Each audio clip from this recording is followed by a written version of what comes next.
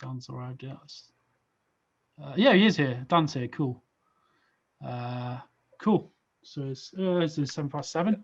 Hello. Dan, hey Dan, do you want to say Good hello? to see you, mate. Long time no see. Yeah, we're sporting a fine beard, I see as well. Yes, indeed. Yep, had a lot of time during lockdown and being furloughed. Really? Oh, okay. Sorry to hear. No, it's okay. I'm back. I'm back at work, but I've long been back at work. But for how much longer? Don't know, because it looks like national lockdown might take place again here in the UK. So not sure what's going to happen next, but we'll just take it one step at a time and one day at a time and see how we get on. That's all we can do. Yeah, this is true. Mm-hmm. Okay, so I think we'll just dive straight into our next reader. This is DC Wood. And nice to meet you all. You can say hello to Dan if you want, if unreached for a second. So yeah, we'll just dive right into it. Dan, tell us something about Dan. Yeah. So I'll let Dan speak for himself. Okay. Okay. Can he? Yeah. Sorry. It's okay. Nice to meet you. Yeah, basically, I've been writing and drawing virtually my whole life ever since I was a kid. I've loved doing it so much. Was written my own book, written my own novels and audiobooks. I do a lot of amateur theatre productions as well. I've also I've met Chris. I've known Chris for years. We used to hang out at this wonderful place called the Electric Picture House, which was in my hometown of Congleton, Cheshire, here in England. And so much great artwork is produced there. So many fantastic paintings and sculptures and stuff like that. And Becca Smith, who I believe was here in the group earlier tonight. She frequented in that crowd, and yeah, I just love being able to express myself this way, and particularly writing poetry as well. I mean, that's me and Chris attended quite a few poetry readings throughout Cheshire in England, and just love being able to write because it helps express myself, and it's a great outlet. Me having Asperger's syndrome, it does help me cope with the pressures and the rigors of day-to-day life, and it's also helped me find that I'm not alone in this world, which is a great comfort to me. So it's a pleasure to be here tonight, being able to do something like this for Halloween. And I thought that if I'm okay, Chris, I'd like to read a poem I haven't read in ages. It's one I did 7 years ago, and this one is called where is it? Let me just find it. Ah, yes, Stop Staring. This one's called. How'd you end like this? You were so innocent once. I didn't mean to make you this way. It was only a little fun. Good God, your eyes, lids of fire blinking, mouth alight with Hades' power, waking hollow, sinister growth, cackling flame, you admit, breaking my sanity with each flicker. Pumpkin brethren follow suit. All around me as dark conquers light, suffocating me with raucous flame and endless orange grotesquerie. Stop it, stop it, stop it, stop it! An extinguished light, darkness ends, withered, smoking, vegetable husk with the imagination demons, all vanquished with it. A terror fleeting, a sweat that subsides, but for how long? Thank you. Hope you all like that. Yeah, I did that one 7 years ago, if you can believe that. I haven't written any Halloween poems since then, believe it or not. Just it's just that one that I've got to my credit. I do love Halloween, obviously do. I mean, I love getting the chance to watch something like, say, not The Nightmare Before the Nightmare Before Christmas, Yeah, or great film. yeah, or what else? Or old episodes of Doctor Who that feature the weeping angels, for example. Yeah. I mean, brilliant stuff, brilliant stuff. Yeah, that's a great idea. Yeah. That. There's also a few good horror films that have been done on the independent film scene here in Britain, which I've really been amazed by. There's one called The Mother Town and The Slayers, which I think are really, really good, that are done on a low budget. Wasn't Max in a horror film a while ago? Yes, set he in was. Stoke? He was in quite a few, yes. It was in The Mother Town and The Slayers, and they're just very good Yeah. horror comedies. I do also like the chance to do fancy dress from time to time, but Joker. I've seen your yeah, Joker of course, online. yes, I like to dress up as Heath Ledger's Joker from time to time, and attend bonfires and stuff like that. But truth be told, I haven't done anything like that or celebrated Halloween for that for quite a while, probably just because of work and other stuff going on in my life. But it's nice to be able to do something like this, to read Halloween poetry and share spooky stories and stuff like that. And I'm pleased that people liked Stop Staring. So thank you all for your reactions. I'm glad you all liked Stop Staring. Yeah, I'm quite pleased with it. Does anybody have any words for Dan? Maybe you can talk to him and say what you thought of the poem or his performance. I think that was a really great story, and the manner of speaking or reading it was really fascinating and extremely good. I think. Thank you very much. Oh, you're welcome. Thank you very much. It's what I really like. One of the things I do really like about poetry is that you do get the chance. You do get the chance to really have fun reading it, not just reading it, but performing it as well. And sometimes you get. I've seen all kinds of really talented poets over the years who've written ballads and are able to perform with a nice, sinister, creepy edge or a kind of a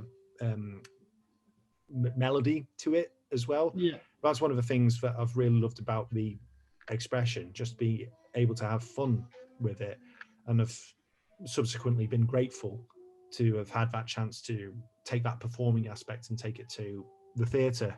I mean, I was in The Crucible, a stage production of Arthur Miller's The Crucible a few years back, and that was one of the darkest, most sinister things I've ever performed in. Yeah. And it really is a wonderful, wonderful thing. By the way, there's some sax in the background, just adding to the atmosphere. Yes, I am sorry about that. No, don't be sorry. It's all adding to the sort of like beatniky poetry atmosphere. It's all thank you. I can explain. My dad, he's yeah, I thought it might be your dad. Yeah, he purchased a saxophone not long ago, and he's kind of got Lisa Simpson syndrome with it, in the sense that you get the chance to you get a saxophone, and obviously whatever's on your mind, you get to express yourself with that saxophone. And of course the saxophone, he's practiced so much at it, and he's gotten really, really good at it. But of course, saxophone can produce some absolutely fantastic music. It really, really can. But not an easy instrument to play. My dad does go a bit long with it, so I'm sorry about that. No, it's fine. Like I said, it actually adds to it, I think, if anything. Okay, so thank you, Dan. I remember from our poetry class as well, you also had a poem about the Joker. I remember you reading that one out a while ago. I have got a few more things if you want me to. If you've got the Joker one, that would be good to hear. Actually, okay. Let me just have a quick look to see if they've got. That would be suitably. It's a suitably creepy sort of poem, isn't it, about the Joker? And hang on. I think I have got it. Yes, I've got it. Cool. Yeah, so it's called Scars, this one. So I'll read this one out. Okay, this one's Scars. People ask me, they never stop asking, how did you get those scars? Well, they don't ask. Not really. I ask them, do you really want to know? I'm desperate to tell them, you see. Attention-seeking, neglected, sociable, enlightened little sadist that I am. It's like 1001 Arabian Nights. It is so boring to tell the same old, same old. So why not vary it? An abusive father, an attempt to cheer up my depressed wife, an accident with a pencil sharpener, yada, yada, yada. It livens things up for the audience right before curtain call. Going out with a bang, a whimper, a tear, a smile, a tearful smile, a smiling tear, a whimpering bang, a banging whimper, a banging whimpering tearful smile. A little variety for the butcher, who's now about to be butchered. A past that's multiple choice for those who prefer it. 50 shades of living color instead of that relentless collage of gray. Do you want to know how I got these scars?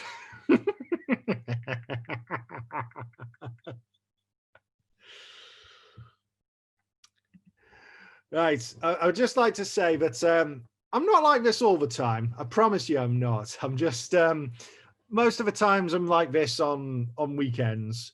Weekdays I'm quite civil, and weeknights I'm sometimes I can be quite stressed. It all depends, really. It's one of the many joys of having Asperger's syndrome and being obsessed with all manner of it's an art wonderful form, creative isn't it? things. It's acting, it's performance. It's we understand that. It's fine. It's good anyway. It's very.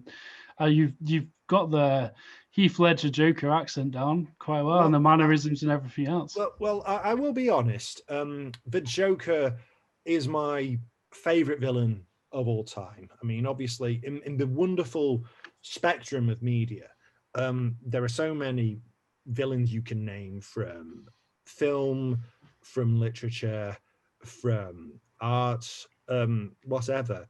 And the Joker stood out to me because here was, you look at him at first glance and think to myself, oh, a clown, not really funny at all. And then it's through exposure to the Joker that you do truly understand why there are people out there who do have a genuine, understandable fear of clowns.